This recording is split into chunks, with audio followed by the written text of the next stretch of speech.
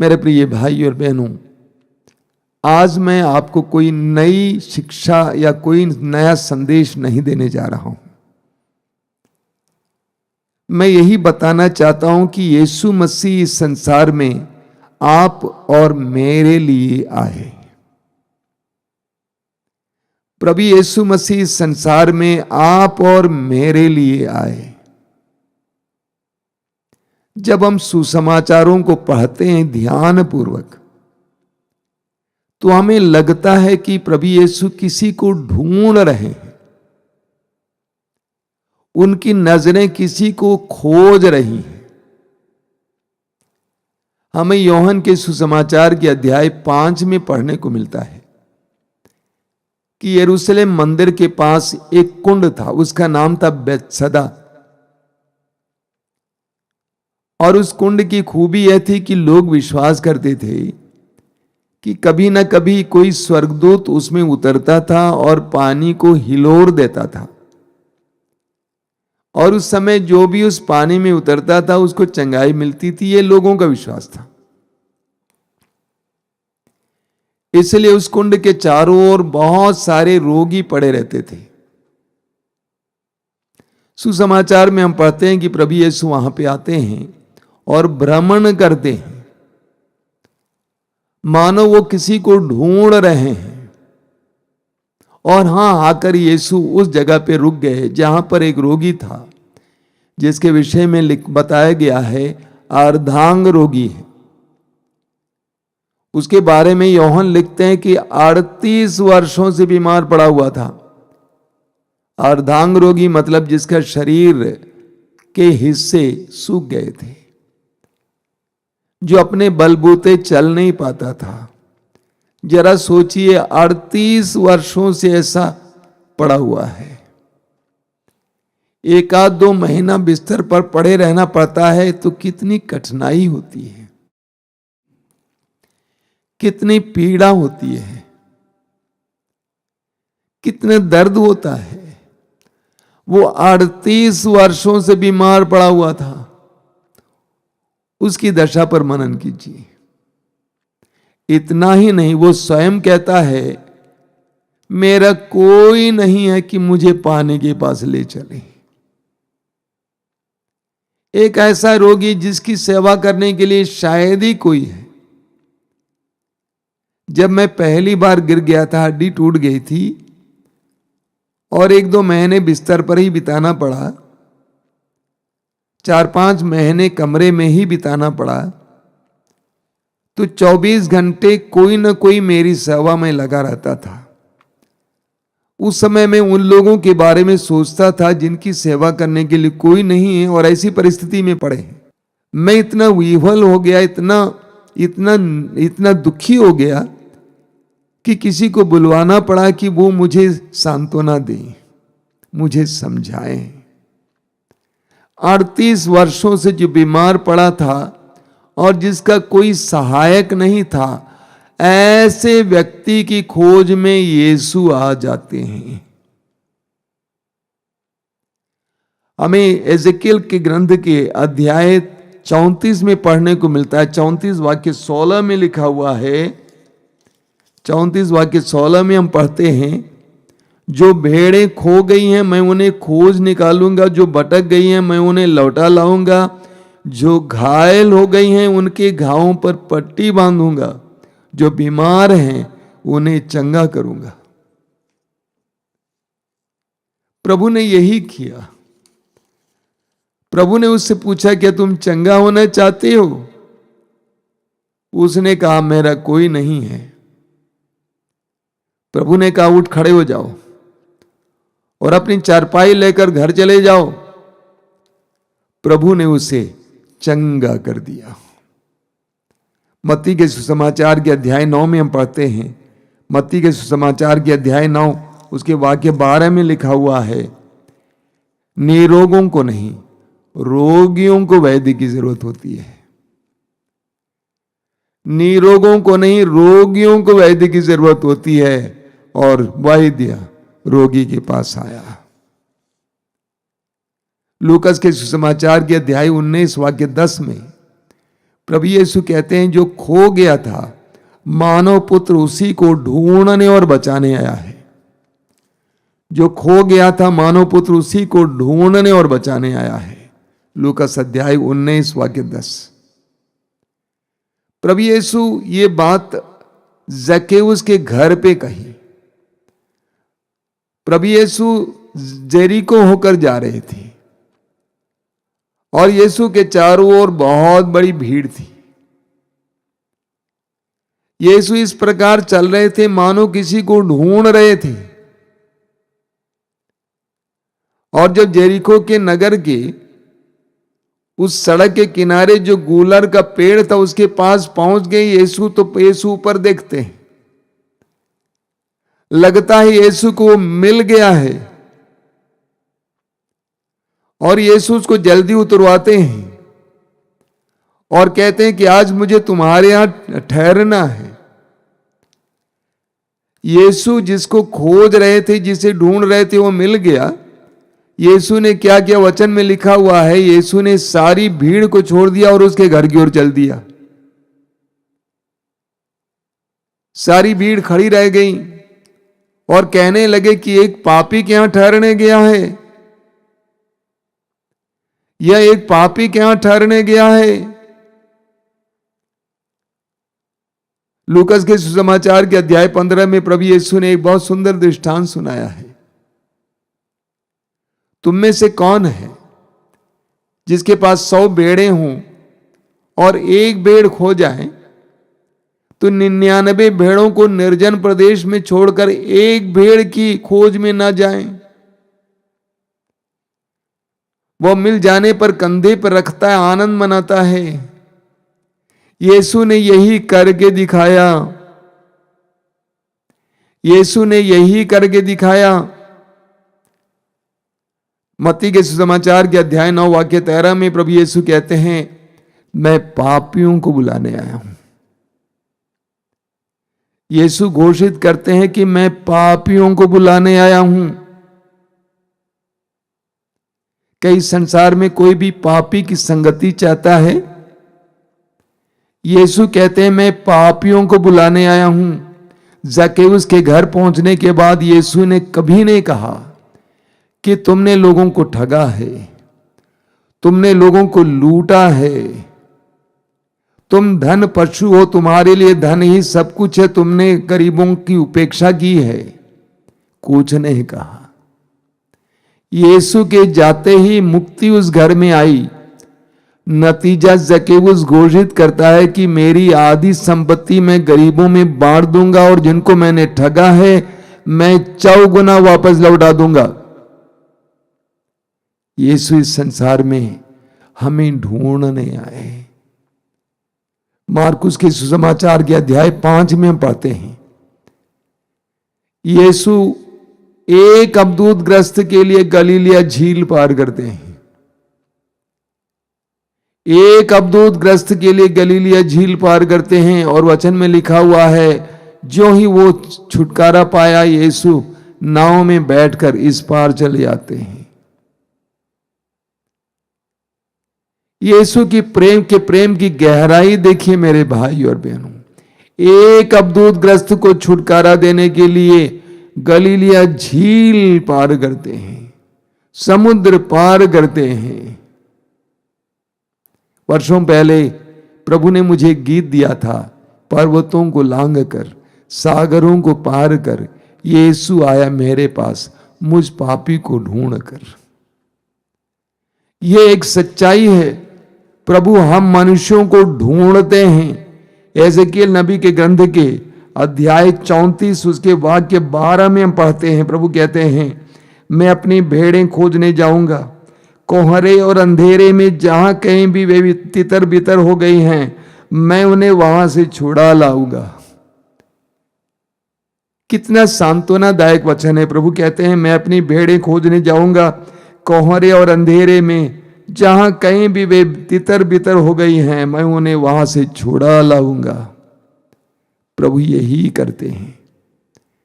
प्रभु ने उस अवधूत ग्रस्त को छुटकारा दिया और मनुष्य की गरिमा प्रदान की। और उसने कहा कि मैं आपके साथ रहना चाहता हूं। प्रभु ने कहा कि जाकर लोगों को बताओ। उसने चारों ओर घूम घूम कर ईश्वर के उस चमत्कार के बारे में लोगों को बताया। मार्कुस के सुसमाचार के अध्याय 5 में, उसी अध्याय में हमें एक नारी के बारे में पढ़ने को मिलता है जो 12 वर्षों से रक्तस्राव से पीड़ित थी। यीशु के चारों ओर भीड़ लगी हुई थी, लेकिन वो नारी इस विश्वास के साथ कि यदि मैं यीशु नाजरी के कपड़े के पल्ले को छू लूंगी मैं चंगी हो जाऊंगी, भीड़ को चीर कर जाकर यीशु के कपड़े को के पल्ले को छू लेती है, वो चंगी हो जाती है। अब प्रतिक्रिया देखिए, वचन में हम पढ़ते हैं कि प्रभु ने लोगों से पूछा, शिष्यों से पूछा, किसने मुझे छुआ?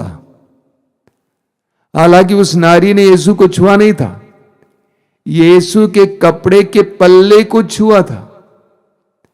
जबकि शिष्यों ने कहा कि भीड़ आप पर टूट पड़ रही है।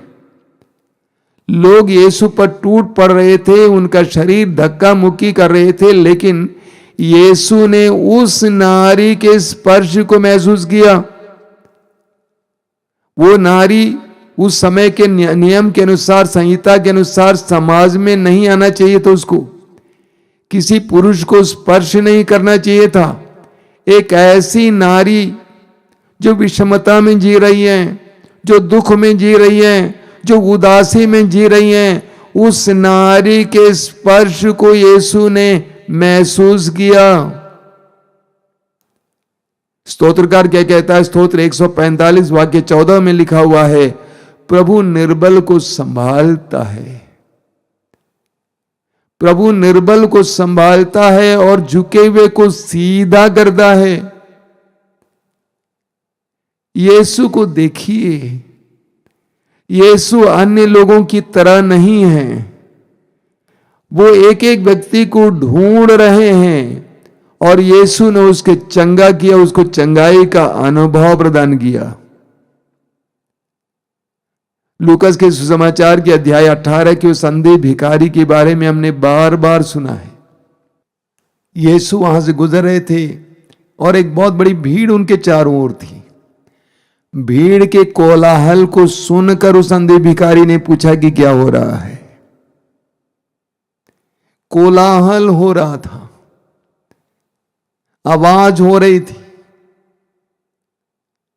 यीशु का नाम ललकारा जा रहा था। ऐसे में वो अंधा भिखारी पुकारता है, यीशु नाजरी मुझ पर दया कर, यीशु दाऊद के पुत्र मुझ पर दया कर। इतने बड़े कोलाहल में यीशु ने उसकी आवाज को सुना। मानो यीशु का ध्यान उस अंधे भिखारी की आवाज पर था। यीशु ने उसकी पुकार को सुना। प्रवक्ता ग्रंथ अध्याय 21 वाक्य 6 में हम पढ़ते हैं, दरिद्र की प्रार्थना सीधे ईश्वर के कान तक पहुंच जाती है। कितना सुंदर वचन है। दरिद्र की प्रार्थना सीधे ईश्वर के कान तक पहुंच जाती है। स्तोत्र 34 वाक्य 7 में लिखा हुआ है, दीनहीन ने प्रभु की दुहाई दी, उसने उसकी सुनी। दीनहीन ने प्रभु की दुहाई दी और उसने उसकी सुनी। प्रभु दीनहीन की आवाज को सुनने के लिए तत्पर हैं, आतुर हैं। भीड़ के कोलाहल के बीच में उस अंधे भिखारी को यीशु सुने, यीशु रुके, उसको पास बुलाए, उसकी आंखों की दृष्टि उसको फिर प्रदान किए। स्तोत्र 51 उसके वाक्य 19 में लिखा हुआ है, तू पश्चातापी दीनहीन का तिरस्कार नहीं करता। पवित्र बाइबल कहती है कि ईश्वर प्रेम है, वो हमारे पिता हैं, अब्बा हैं। वो दीनहीन की पुकार को अनसुना नहीं कर सकता है। हम पढ़ते हैं स्तोत्र 146 के वाक्य 8 में, प्रभु अंधों को दृष्टि प्रदान करता है, प्रभु झुके हुए को सीधा करता है। प्रभु अंधों को दृष्टि प्रदान करता है और प्रभु झुके हुए को सीधा करता है। ये प्रभु का स्वभाव है। और उस स्वभाव को हमारे सामने पेश करने के लिए यीशु आए। यीशु आप और मेरे लिए आए। लूकस के सुसमाचार के अध्याय 7 उसके वाक्य 11 से हम पढ़ेंगे। प्रभु यीशु नैन नगर में प्रवेश कर रहे थे। बहुत ही सुंदर दृश्य। उस समय कुछ लोग एक मुर्दे को ढोकर नगर के फाटक से बाहर आ रहे थे और उसी समय प्रभु यीशु अपने शिष्यों और बहुत बड़ी भीड़ के साथ नगर के फाटक पे पहुंच जाते हैं। उसी समय ऐसा लगता है कि प्रभु यीशु उसी के लिए आए थे। और उस मुर्दा वो एक जवान लड़का था जो एक विधवा का एकमात्र सहारा था, एकमात्र बेटा था। यीशु वहां पर आ जाते हैं। ये संयोग नहीं है बल्कि प्रभु की योजना का हिस्सा है। स्तोत्रकार कहता है स्तोत्र 34 उसके वाक्य 19 में, प्रभु दुखियों से दूर नहीं है, जिनका मन टूट गया है प्रभु उन्हें संभालता है। यीशु को पता था कि नैन में एक विधवा है, विधवा का एकमात्र बेटा है, वो मर चुका है। और यीशु वहां पे पहुंच जाते हैं। जब उनको पता चला कि विधवा का एकमात्र सहारा है, बेटा है, मर गया है, उस विधवा के पास जाकर कहते हैं मत रो। लोगों को रोक देते हैं। लोग खड़े हो जाते हैं। अर्थी को जमीन पर रखा जाता है। उस लड़के को प्रभु यीशु ने जिंदा किया और उस मां के हाथ में थमा दिया। That is what Jesus does. यीशु यही करते हैं, आज भी यही करना चाहते हैं। उसी समय आते हैं जब ऐसा लगता है हमारा सब कुछ गया, अब वो गाड़ा जाएगा, अब मेरा कोई सहारा नहीं होगा, मैं कैसे जीऊंगी। अगर हम यीशु पर विश्वास करते रहे, कर रहे हैं, यीशु वहां पर पहुंच जाएंगे। यीशु हमें ढूंढने के लिए आए। योहन के सुसमाचार के अध्याय 4 को पढ़िए। उस समारी स्त्री के प्रसंग को देखिए। दोपहर का समय था, बहुत गर्मी थी, यीशु थक गए थे, शिष्य भी थक गए थे, उनके पास खाने के लिए कुछ नहीं था। यीशु ने शिष्यों को भोजन खरीदने के लिए भेज दिया। बड़ी रोचक बात है, प्रभु यीशु जहां कहीं भी होते थे उनके साथ 3 व्यक्ति हुआ करते थे। कौन है? पेतरुस, याकूब, यूहन्ना। यहां तक कि जब प्रभु अपनी प्राण पीड़ा से पहले गेत्सेमनी बाग में प्रार्थना कर रहे थे, तीनों उनके साथ थे। ऐन मौकों पर यीशु के साथ ये तीनों रहते थे, लेकिन उस निर्जन जगह पर यीशु उनसे कहते हैं कि तुम लोग भी जाओ बाजार। शायद उन्होंने कहा होगा कि गुरुवर ये तो निर्जन स्थान है, कोई है नहीं यहां पे, आप अकेले बैठे रहेंगे। प्रभु ने कहा जाओ। और अकेले प्रभु याकूब के कुएं के पास किसी के इंतजार में बैठे हुए थे। और वो कौन था? एक स्त्री जिसके विषय में यीशु को मालूम था। 5 पति के साथ रह चुकी थी, अब एक छठे पुरुष के साथ रह रही है। एक ऐसी नारी जो वासना से युक्त थी, वासना में लिप्त थी। यीशु मानो उसको बचाने के लिए वहां पे आए, उसको वासना के दलदल से बाहर लाने के लिए वहां पे आए और उसके इंतजार में बैठे हुए थे। शिष्य दूर थे, उस नारी से वार्तालाप करने लगते हैं। नारी को इस बात का एहसास होता है कि ये आदमी सब कुछ जानता है। प्रभु ने कहा कि तुम्हारे 5 पति रह चुके हैं, जिसके साथ तुम रह रहे हो वो भी तुम्हारा पति नहीं है, ऐसे पुरुष के साथ तुम रह रही हो, मैं तुम्हें जानता हूं। नारी अपने को रोक नहीं पाई। ये इंसान मेरे बारे में सब कुछ जानता है, तब भी बोलता है तुमने सत्य कहा है। उसको तो बोलना चाहिए था तुम झूठ बोल रही हो। जब उस नारी ने कहा कि मेरा कोई पति नहीं है, प्रभु को कहना चाहिए था तुम झूठ बोल रही हो, लेकिन प्रभु ने ऐसा नहीं कहा। प्रभु ने कहा तुम सत्य बोल रही हो। प्रभु के प्रेम का एहसास उसको हुआ। स्तोत्रकार कहता है स्तोत्र 27 वाक्य 10 में, मेरे माता पिता मुझे त्याग सकते हैं लेकिन प्रभु मुझे अपनाएगा। मेरे माता पिता मुझे त्याग सकते हैं लेकिन प्रभु मुझे अपनाएगा। वो नारी जो अपनी छोटी दुनिया में रह रही थी, अपने गंदे जीवन के कारण उसके अंदर लज्जा पैदा हुई थी, शर्म थी। शर्म के मारे नारियों से की आंखों से बचने के लिए वो दोपहर को पानी लेने आई थी, सुबह ने आई। एक ऐसी नारी की खोज में यीशु आते हैं और उसको छुड़ा लेते हैं, मुक्ति प्रदान करते हैं। नतीजा समारिया के बहुत सारे लोग यीशु पर विश्वास करने लगते हैं। मेरे प्रिय भाई और बहनों, 2000 वर्ष पहले प्रभु यीशु इसी तरह लोगों को ढूंढने और बचाने के लिए आए हैं। वही यीशु आज भी हमें ढूंढने और बचाने के लिए आए हैं।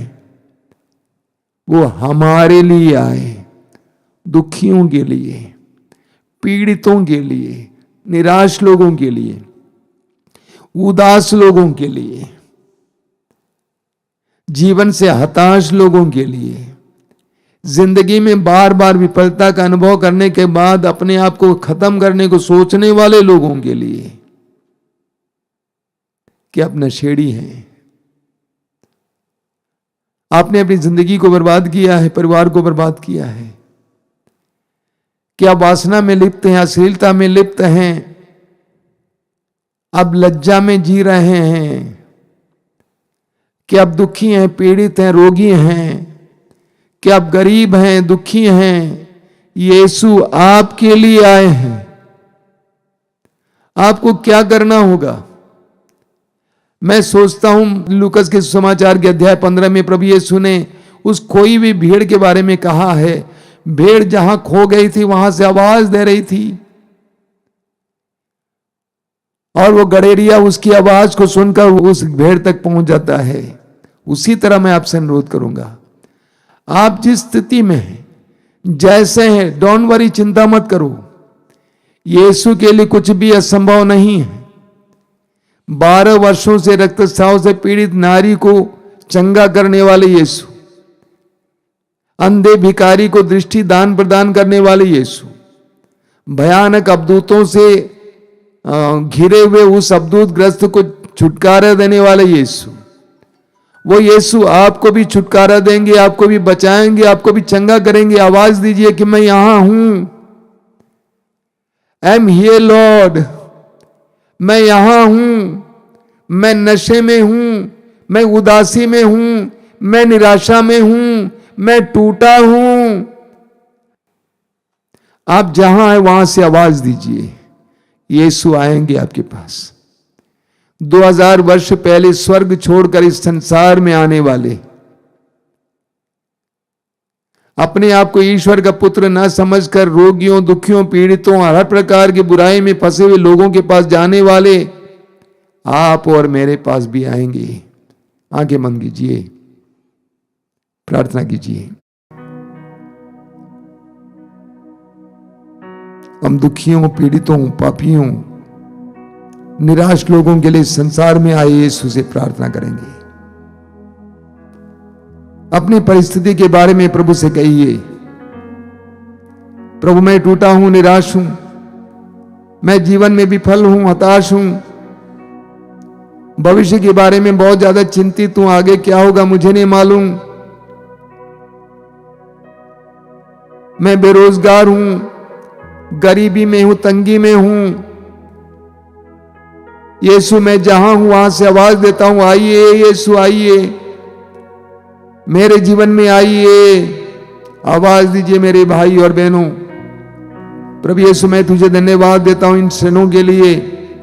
मैं जानता हूं कि इस समय तेरा आत्मा कार्य कर रहा है, हम में से हर एक के अंदर कार्य कर रहा है। यीशु अपने आत्मा को भेजकर हम में से हर एक को इस समय स्पर्श कर हमें विश्वास का वरदान दे, हमें प्रार्थना का वरदान दे, हमें विश्वास में बने रहने का वरदान दे। यीशु एक एक भाई बहन को इस समय स्पर्श कर, यीशु स्पर्श कर।